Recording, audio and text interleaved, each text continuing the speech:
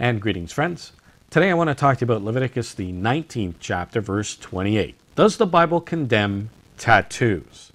It says this: "You shall not make any cuttings in your flesh for the dead."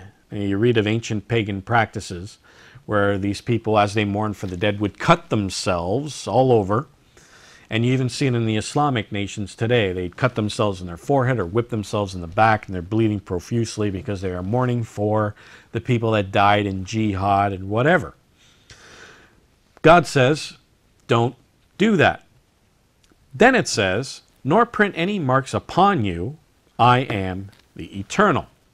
So here is tattooing. Now, does the Bible condemn tattooing? Now, some people say, well, no, God is saying here that you shouldn't tattoo mourning for the dead. However, when you look at history, it says here, and this is from the Biblical Archaeology Review, it says this is not to give the impression that tattooing never appears in the ancient Near Eastern texts.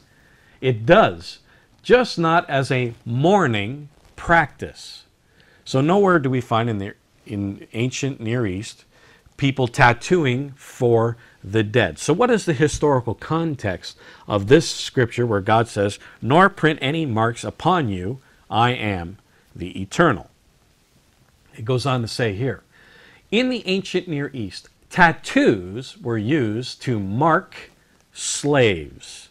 And God says that you're not going to do that in the Israelite community, of branding people like a horse and claiming ownership of them, and they become your slaves forever. God just released Israel from slavery. And now what? God's going to implement slavery in the Israelite community? Absolutely not. It'll make God look like a hypocrite. And they marked slaves in Egypt, and God says you're not going to do that in the Israelite community. It goes on to say, often the name of a slave's owner would be tattooed or branded on his hand or forehead. If the slave were to run away, he could be easily returned to his master. Thus, tattooing was seen as a sign of ownership. And God says that's not going to happen in the Israelite community. There's not going to be any slavery. You're not going to brand people as slaves and claim ownership over them forever. It goes on to say here, tattooing, an insignia of ownership, was perhaps condemned in Leviticus because it reminded them, that's the Israelites, of their past. After all, they had just spent the last 4 centuries as slaves in Egypt, where tattooing was also used as a sign of slavery. God says the Egyptians did it, but you're not going to do it. No longer considered slaves, the Israelites were now prohibited to mark their bodies with permanent signs of servitude to former masters. So this practice of tattooing, branding someone, and claiming ownership of them, and they are your slaves forever, God says you are not going to do it. So and of course this is against the will of the slave as well. And God says here, you're not going to practice that in the Israelite community. And so tattooing, the art of tattooing, and tattooing in and of itself is not the sin. But branding someone with a tattoo and claiming ownership of them is. So it's not the tattoo, it's what the tattoo is being used for. So tattoos are not condemned in the Bible. And then it goes on to say here that there's actually a positive reference in the Bible to tattoos in Isaiah the 44th chapter, verse 5. It says, "This one will say, I am the Lord's." I'm reading this in the more modern English.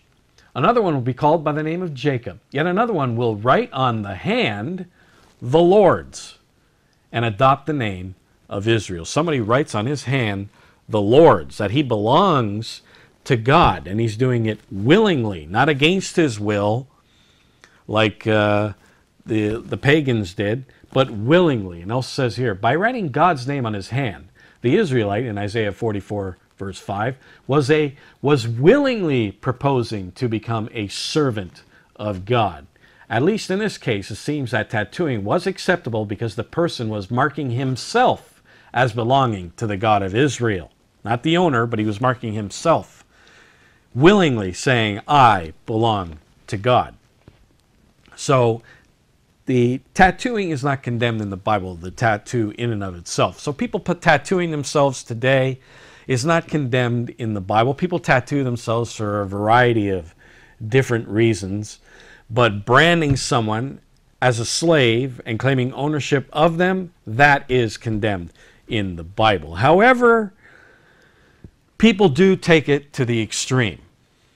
Now, you see some people, I think there's a person called the tattooed man, something like that, where there's not 1 inch of skin on his body that doesn't have a tattoo. The man has just got tattoos from head to foot.